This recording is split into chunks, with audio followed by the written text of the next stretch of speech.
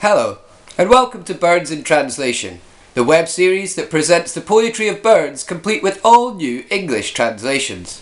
I refer, of course, to Robert Burns, Rabbie, Big Rab, the great Scotch bard, the ploughman poet, Scotland's favourite son, scribbler of the glen, brave lungs, he most bonny that ever a quill did wield, and Bee-Dog, to name but a few of his manifold monikers. This week, we're translating one of his most famous poems, the ode to Scotland's national dish, addressed to a haggis. As is well known, the mere mention of this dish will cause the attack-prone heart of the Scot to swell with both hunger and pride, yet its origins remain shrouded in mystery. Some say the haggis is a rare beast that has inhabited Scotland since prehistoric times, and whose capture requires great cunning, patience, and skill. Since the time of King James IV, this task has been exclusively reserved for an elite and secretive guild known as the Haggisiers, based at an undisclosed and highly fortified location somewhere north of Perth. The Haggisiers hunt in teams, communicating with each other via an elaborate system of clicks and whistles that takes years to learn. The haggis, who is deaf and so oblivious to these sounds, is finally captured using a traditional method involving a can of iron brew, a copy of the Sunday Post, and a swooping motion said to be the inspiration for Andy Murray's backhand. Others have more soberly suggested that the haggis is in fact the vital organs of a sheep, mixed with oatmeal, onion, various herbs and spices, and then boiled for 3 hours in said sheep's stomach. Now, it is not for us at Birds in Translation to speculate on which of these theories hold true. Neither, it is granted, sounds immediately convincing. But we can safely assert that the flavour of the haggis is truly without parallel, and ever since Burns composed his ode in 1786, the dish has become emblematic not only of Scotland, but of the poet himself. Every year on the 25th of January, Scots and Scotophiles the world over celebrate the man's birthday and his life with a feast, comprising haggis, neeps, that is turnip, and tatties, potatoes, all the while reciting his poetry, not least the ode you are about to hear, and getting blind drunk on wee drams. It is, we can safely assume, what he would have wanted. This translation was originally composed in January 2013 and performed at a Burns supper hosted by my friend Chris and his partner Christine. I'd like to once again extend my gratitude to them for that fine Caledonian banquet. Should you be hosting your own Burns supper, perhaps with guests unfamiliar with the Scots tongue, you may wish to supplement the original poem with the present translation. To that end, please find the full text below. And so, without further ado, ladies and gentlemen, to the poetry, addressed to a haggis. Fair fa your honest, sonsy face, great chieftain o' the puddin' race. Aboon the ma ye tak your place, painch, tripe or thairm.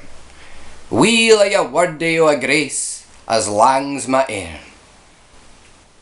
Fair and full is your honest plump face, master of all non-specific sub-premium meat products. No other non-specific sub-premium meat product compares to your tastiness, regardless of which part of the digestive system it has been harvested from.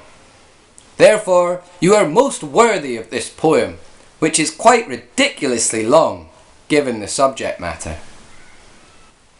The groaning trencher there ye fill, your hurdies like a distant hill, your pin would help to mend a mill in time o' need, while through your pores the dews distil like amber bead. You fill the serving dish to the brim, and your arse looks like a hilltop in the distance.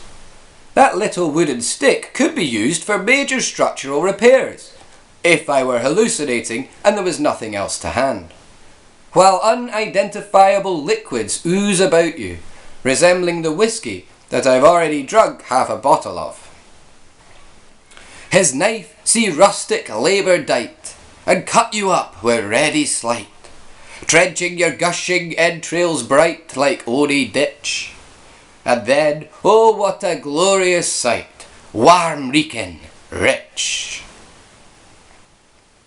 Watch and marvel as a man, so drunk he can barely stand up, attempts to clean a knife, and stabs at you wildly with the least of precision, eventually making a gash in your nondescript innards like a makeshift latrine in the woods. And then, oh what a glorious sight, the only thing in this godforsaken country that isn't absolutely Baltic. Then, horde for horde, they stretch and strive, deal tack the hindmost, on they drive, till all their wheel-swelled kites belive are bent like drums. Then old Goodman, mayst like to rive, be thankit, hums.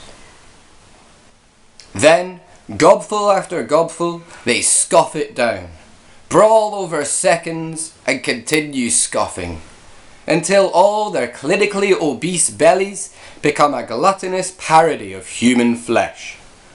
Then the fattest of the lot, on the verge of puking, mutters, "Jesus fucking Christ, that was good." Is there that o'er his French ragout, or olio that would staw a soul, or fricassee wad make her spew with perfect scorner, looks down with sneering, scornful view on sic a dinner? Are there any people who, over their fine French food, or Italian cooking that would make a pig retch, or haute cuisine that would surely make it physically sick in total and utter disgust, look down with a sneering and scornful attitude on a dinner like this? Poor devil, see him o'er his trash, as feckless as a withered rash, his spindle shank a good whip lash, his kneve a knit. Through bloody flood or field to dash, oh how unfit! Poor healthy and cultured unfortunates, see them eating real food. They are as feeble as withered stalks, their skinny legs as thin as rope, their hands are tiny and effeminate. When it comes to travelling through peaty bogs and Bathgate, they've got no chance. But mark the rustic, haggis fed, the trembling earth resounds his tread. Clap in his whaley kneve a blade, he'll mak it whistle, and legs and arms and heads will sned like taps o' thistle. But look at the haggis-eating Scot, so great that the earth literally shakes beneath them as they walk. Give them knives, they'll stab pretty much anyone. They'll chop off legs, arms and heads, like the tops of the thistles they bizarrely revere. Ye powers wha mak mankind your care, and dish them out their bill o' fare, old Scotland wants nae skinking ware that jops in luggies.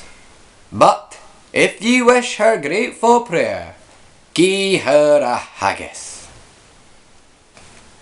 O gods who watch over all humanity and determine its fates and appetites, give to old Scotland no healthy and nutritious stuff that resembles something genuinely edible.